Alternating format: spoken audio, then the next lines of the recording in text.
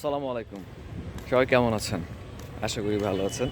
আসলে কিছুদিন যাবৎ একটা বিষয় নিয়ে আপনাদের মাঝে কথা বলবো বলে বলতে পারছিলাম না। আজকে সেই কথাটা বলতে যাচ্ছি।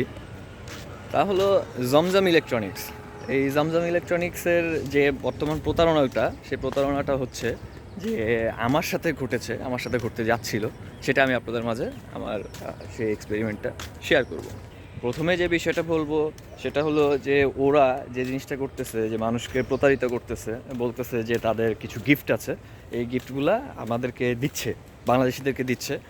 এটা প্রকৃতপক্ষে আমার সাথে যে ঘটনাটা ঘটেছে, আমাকেও তারা বলেছিল যে আপনার জন্য একটা গিফট রয়েছে, এই গিফটটা আপনাকে পার্সেল রয়েছে, পার্সেলটা আপনাকে সংগ্রহ করতে হবে। আর সেই পার্সেলটা সংগ্রহ করতে হবে তাদের কাছ থেকে। আর কীভাবে সংগ্রহ করতে হবে সেটা আমি অন ভিডিও বাই ওয়ান আমি আপনাদের মাঝে টোটাল ভিডিওটা দেবো। এটা আমার শর্ট ভিডিও, যে জমজম ইলেকট্রনিক্সের কাছ থেকে যদি বর্তমানে কোনো হোয়াটসঅ্যাপ, SMS বা মেসেজ বা টেক্সটিং পেয়ে থাকেন, সেটা আসলে ভুয়া।